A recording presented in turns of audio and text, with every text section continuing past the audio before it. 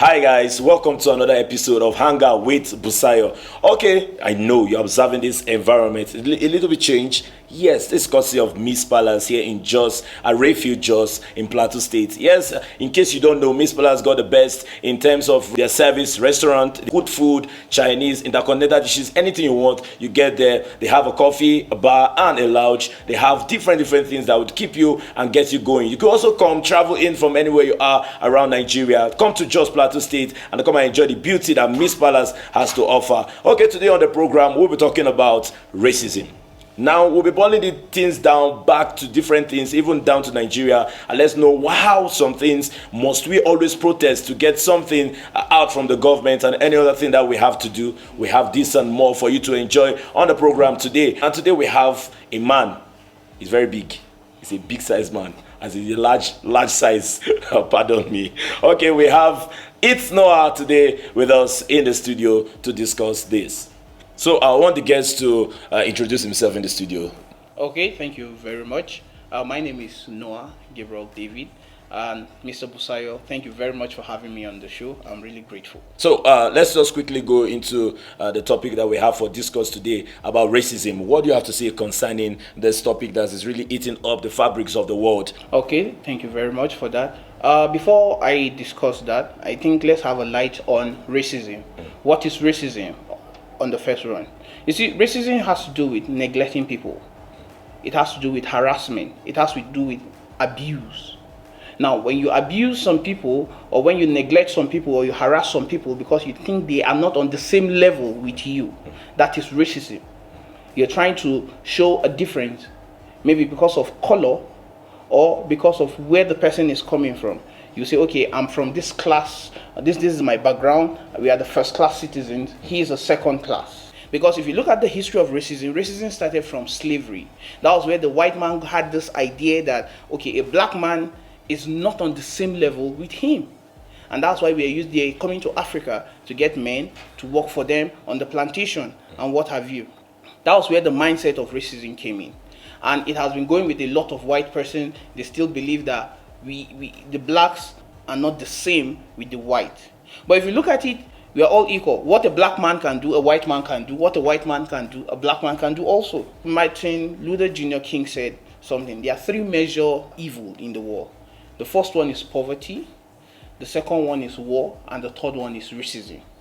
Okay, let me bring it up from that aspect that you pointed out. Now let's bring it away from the world scene. I know most of us will be saying, it's white against black and not black against black. But bring it down, can we attribute tribalism and other things going on, nepotism, other things going on within Nigeria as a means of racism? Yes. Now when you look at Black Lives Matters, it's a network. And what is this network trying to say? This network is trying to say that the black man is equivalent to the white man. We are all the same. We are all on the same level. And when it comes to our own setting here, I think we have not done enough.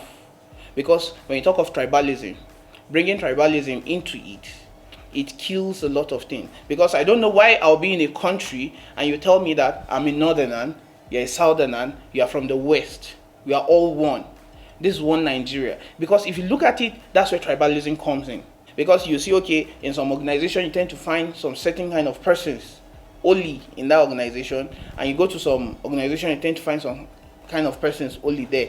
Now, this is what tribalism has caused. This is what it has eaten deep into us. Then even in the state, you can be in a state and hear that they have local government. You say this person is from this local government. Or when admission is going on in school, you hear things like, okay, we have allocation for this local government. We have 5 people for this local government. We have 5 people. I won't call names of school, but I know schools that when it comes to medicine, there's an allocation given to every local government. So when you have more qualified persons from this local government, I have less qualified persons from this local government. Doesn't count anymore. Yeah, it doesn't count. I mean, you have less, productivity becomes low at the end of the day because people with passion are available and you just neglected them out. You cut them off and you are now bringing people that don't really merit it. And so at the end of the day, when they become full-time doctors, you find out that the level of productivity differs. They don't produce at that level. That's how far racism has gone, and it has come to tribalism, and that's how it's eating deep into the nation. Okay, let's bring it away from there. Imagine someone from the north coming out to say, okay, I want this thing done, and the person, because you're in the helm of authority and you're from north, you begin to approve, okay, you the guy, I will approve this thing you're doing, and the person from the south not getting the same thing. So do you think this is really is really good for Nigeria as a whole, building our unity and help building us as a nation? Okay, thank you, sir. From what you've just asked, now, as a country, I think we should all be united.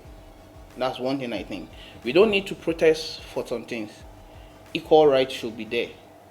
You shouldn't see different. Your language should not be a barrier. Your religion should not be a barrier. Your belief should not be a barrier.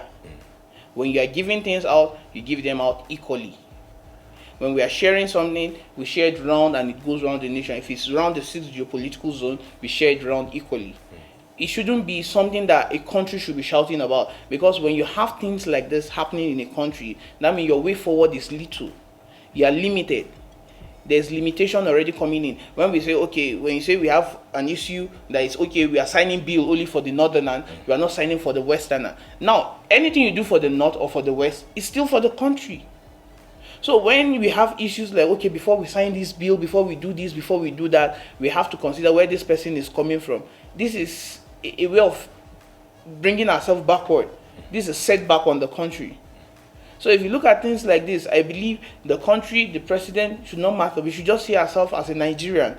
Not that, okay, I'm from this place, I'm a northerner, I'm a southerner, I'm a westerner. That shouldn't be our own mindset. Because today, you don't know where you find yourself. Tomorrow, you don't know where you find yourself. So if you say, I want to develop my own place and leave the other place, what of your own people that are there? So do you want them to suffer it? No. But if you make everywhere plain, it's equal, it's okay for everybody, that means wherever you find yourself in the country, it will be okay. Just to round up now, what will you say should be put in place, measures put in place to help curtail this? I will call it a menace trying to eat up the fabric of the world entirely. Because when an African man sees a white man as someone that don't want them, they become hostile to each other, and before you know it, we are not progressive in the world. So what would you, your final thoughts as we round up? Okay, now my own final thoughts on this issue is coming in different points. I'll be talking on individual racism, then I'll be talking as a group or as a community. Now, when it comes to individual racism, when you see someone attacking you, all you have to do is just leave the person, walk away in peace. Walk away in peace. You don't retaliate. You don't react. Because the more you react, it encourages the person to do more. Then secondly, if you can get evidence, just try and get evidence at that spot. Then thirdly, you look for a legal body that can fight it for you. Now that is where they come in. The government will come in, the private sector will come in. When you have evidence, you submit it. Now actions can be taken on that matter. That's how you solve it as an individual. Now, as a community, when you notice problem, you gather yourself, you look for how to settle it. Okay, let's settle this. You talk over it, and when the talking is not going in, you look for a higher authority to help you come in. But by the time you start retaliating, it will lead to a lot of problems. It will lead to a lot of setbacks, because such things lead to riot, war, and you see that you have to destroy a lot of things, most especially infrastructure, and before those things will be restored back, it will take a longer period of time. Now, when we are talking of racism and tribalism now in the country, I think my advice to everybody is, let's change the mindset we have. We should not see ourselves as a northerner, a westerner, a southerner, a Christian or a Muslim. But rather see yourself as a Nigerian. We are all one, we are united. Wherever you find your brother, you help your brother. You lend a helping hand to move forward. Because when you are moving forward, you pull someone else and another pull another person, you have a strong hold, you have a strong line, which is, it will be very hard for anything to come in between you guys. But when you say, I'm looking for my brother, maybe there's a job opportunity, you are the boss, the MD, you want to employ, you say, okay, I will employ someone from my own tribe, I want to employ someone that I'm related to, and you can't get anybody that is there. Your organization cannot move forward because you're trying to bring in someone, and but when you bring someone that is qualified and you hold him together, you go together, there's progress everywhere. That's all I have to say. There's progress everywhere if we do things together. Thank you very much for joining us on this episode. I will be going straight to YouTube. Last time when we had our episode 1, we had some comments on our YouTube. I will start from this coming from Iguilo Chinaza Roots. Say this episode couldn't have come at a better time. It's almost sad that as people still blame the women. I think it's a product of social conditioning.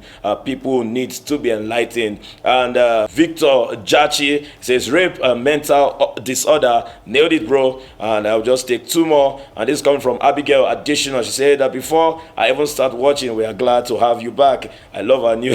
Thank you very much. She said victims are raped because of their vulnerability. God bless this our guest speaker. Thank you very much. And finally, I'll take this coming from Shem Words. She said a striking topic indeed, rightly said, is that there is no justification for rape.